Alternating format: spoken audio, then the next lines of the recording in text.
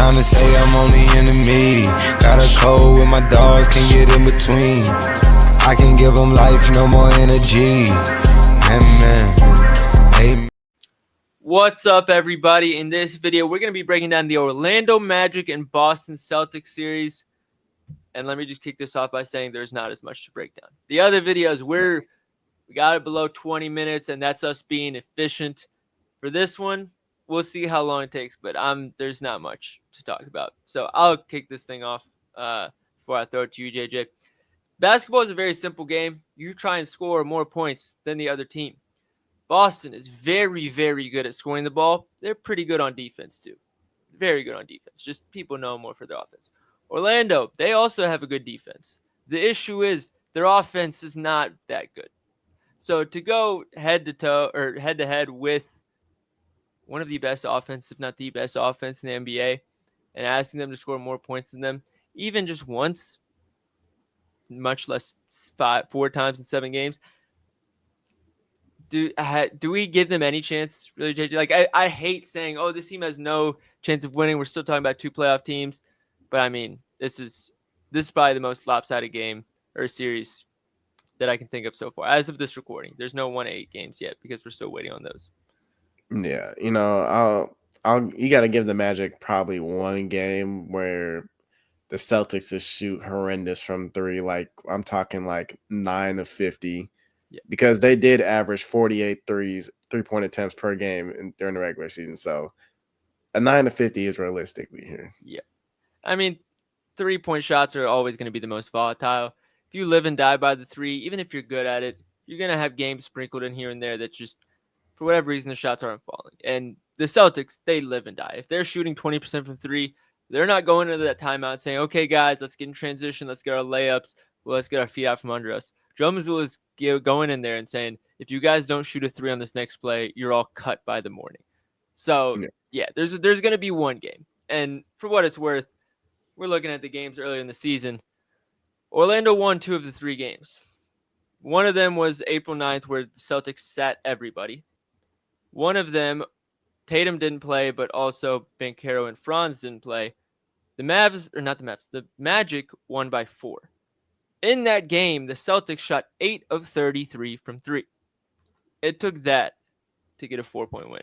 Because the third game, the Magic got wiped. It wasn't even close. 27 points. I'm doing my math right off the top of my head. It wasn't close. I'll double check who played in there. Paolo played. Franz didn't play. So there is that. And looks like the Celtics did have everybody. But honestly, that's more what I'm expecting every game that the Celtics going to be by 10, 15 plus. Yeah. I don't think this is going to be a close series as well, just for the simple fact that Franz, just like we talked about in the Golden State and Houston series, Franz and Paolo are going to have to do so much carrying for that offense. And if Cole Anthony can't put up great numbers through like 4 wins for them, I don't see how it's going to work. I don't know where they have any advantage that they can pick. Like, even though I think it was last year where the Celtics played the Hawks first round, even that, I can't remember what I had, but like there was something where I could say, if the Hawks pull off a miracle, it's going to be because of this thing right here. I don't have a thing for the Magic. I don't. On every level, they're at a very, not just a disadvantage, a big disadvantage. It would have to be elite defensive game plan here. And that might not be enough. The defense is going to turn into offense. But for how Mazzulla switches things from game to game, like it's going to be very tough. Oh yeah, that's the other thing I didn't even mention. We're talking about Joe Mazzulla against Mosley. I'm not gonna lie, I don't think Mosley's like the JB Bickerstaff type of coach for me. Great at developing, great culture guy, but he's not in a 7-game series. He's not doing the things that are gonna go and win you a championship. Joe Mazzulla will. So if it goes to 2-0, the worst thing that can happen for the Magic, actually, now that I'm thinking about it, is to lose the first game normally, and then in the second game before you go back to Orlando, they have like a comeback loss, like where they're down 20, get it down to 5, and somehow lose, and you give Joe Mazzulla something to adjust for. Because if you give Joe Mazzulla something to adjust for before the next game, I promise he's going to be one step ahead of Mosley. Yeah, maybe even 2. Yeah, maybe 3. So this is going to be a bloodbath, in my opinion. Outside of Paolo, Franz, Cole, who really has to step up here for the Magic? Can we even say Cole? Let's keep it 100. If it wasn't for that playing game, we would not be talking about Cole Anthony. No, but Like- he is someone that can go low key get a bucket. So Yeah, but if they just came in as a 7th seed and we started this video, we probably would have I don't think we would have said a word about him on this episode. I love Cole Anthony. Yeah. I want him to go and average 20 points a game. And if he does and I'm wrong, I will be celebrating. I promise this won't be a victory lap. But this is Cole Anthony. We've known he's on this team for a while now. I was aiming for like a 12 to 15 from him off the bench and maybe in this series. If they get that, I'll be pleasantly surprised. Because I think who else is going to score the ball? It would have to be KCP. They paid KCP. They have to use him somehow here. I think there's a very realistic scenario where the Magic have more games scoring less than 95 than more than 95. Yeah.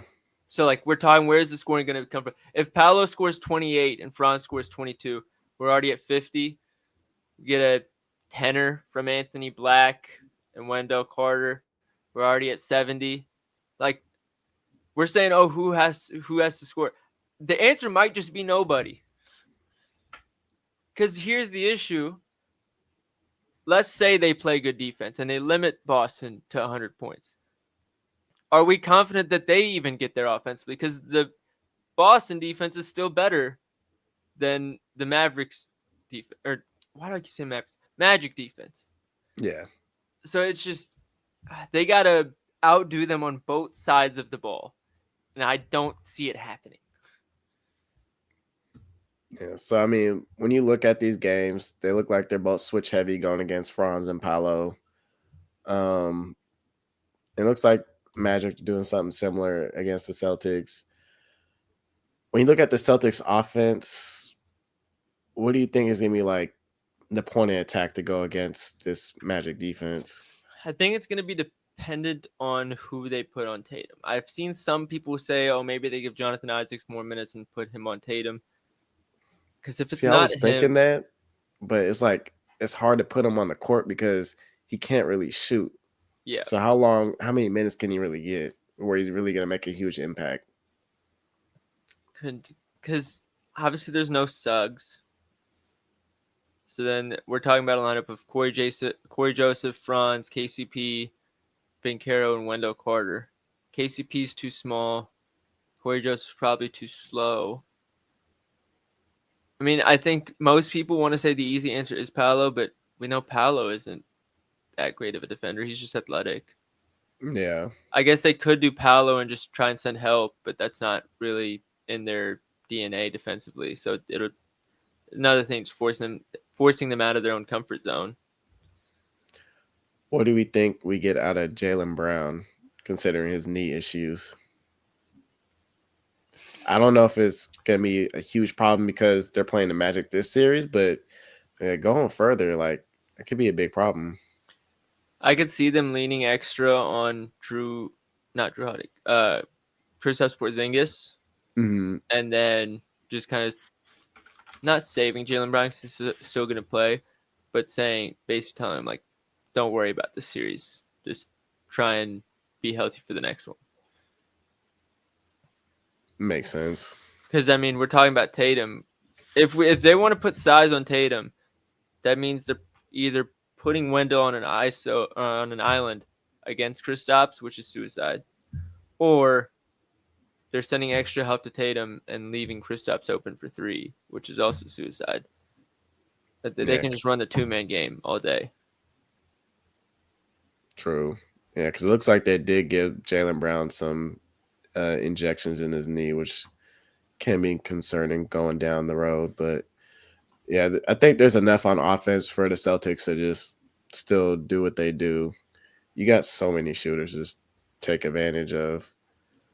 But I think, speaking of shooters, Orlando's Magic's defense is still good at limiting threes. And I was looking at the data, and obviously we talked about Celtics. Obviously, they set a league record of 3-pointers made in the season. So they took 48.2 3-point attempts per game this year. But against the Magic this year, they've only taken 36.7. So I think someone that's going to probably have a tough series here, it's probably not the series for him, it's probably Peyton Pritchard. Really, he's such a small player, and he's not like a great defender like Derek White. So it's going to put him in a lot of tough spots, especially if they're switching. And, you put Paolo or Franz in that matchup, they're going to go attack that switch. And I just don't think he's going to be viable for this series if he's not hitting shots. That's going to be the key thing because, Missoula is quick to pull players if they're not producing. And it showed last year in the playoffs when he wasn't producing, he got pulled immediately. I don't think he played more than 15 minutes in a bad game. So if he starts off rough, I don't think he'd be on the floor here. Do we think Horford could, or I guess it could be Horford or Cornette, but since the Magic can't really space the floor, we could just see bigger minutes for them instead of Pritchard? I think so. Who would I think you I lean towards? I would lean feel towards Horford for his. Really? Because Yeah, I'm thinking if the Magic are going to do a good job limiting the three, you might as well get somebody who doesn't need to rely on the three. Like Horford's not doing much on offense except camping in the corner. yeah, but it does give him that extra spacing because, I think it puts Wendell Carter in a tough spot. I mean, they're just so good when Cornette's on the floor. I hate because he's not. You don't expect them to be good when a guy like Cornette's on the floor, but I don't know what it is. He just does all the little things perfectly. Yeah, and then when you look at it, Horford is really good at defending those switches as well. Yeah. So I think that'll really fit the game plan here for them. I guess that's a good point. You don't want Paolo switching onto Cornette either. Yeah. I'm trying to think if there's anything else to touch on. I think that's it. I think that's it. We cover both sides. Oh, the only other thing that I bring up is, for whatever reason, whenever the playoffs come around, Tatum turns into this rebound and assist monster. The books have kind of already accounted for it. They put him at 14.5 RA. Last year, they put him at 13.5 for the first round and a half, where they realized they were just getting wrecked on it. Put it up to 14.5, 15.5. He's passing a lot more this year, so I think it could still be there. In this matchup, like we're talking about, Orlando doesn't really allow a lot of assists. His rebounds at 8.5. If we're following that same system, I think could be solid. But that's just something I thought was worth a shout. Yep. Let's get into the picks. Still. And for our pick of the series, obviously we have Boston winning, but that's minus $1 million if you look at the odds. We wanted to take Boston to win in exactly 5, but the best price we could find is plus 190. And that was about where we had it, so there wasn't much of an edge there. What we're going to attack is Tatum to lead the series in rebounds at plus 150. We're putting 2/3 of a unit on it to win 1 unit. I mean, I don't really know what the competition for him is. Maybe Porzingis, but he's doesn't He's really like a gush towards 6 to 7 rebound kind of guy, Yeah. so it wouldn't make sense here. Yeah, the books have the biggest two threats as Paolo Banchero at I think plus 330 if I'm remembering correctly, and Wendell Carter Jr. at plus 500. I'm not worried about Banchero doing it because for that to happen, Banchero has to overperform and Tatum has to underperform his normal assists, or Tatum just has to get injured. And I don't think those odds reflect that. And I'm going to be honest, I'm not worried about Wendell Carter Jr. He could realistically be played off for Jonathan Isaacs if we're talking about better Jayson Tatum matchup. Or they could just go small if they're getting fucked with shooting. So, and also the Celtics spread the court out. The centers don't get as much rebounding against Boston because you're defending Porzingis 30 feet from the basket instead of in the paint where you normally are. We've talked about Tatum. His rebounding goes up like crazy once the playoffs come around. Why not start in first round? So plus 150, go ahead and lock it in.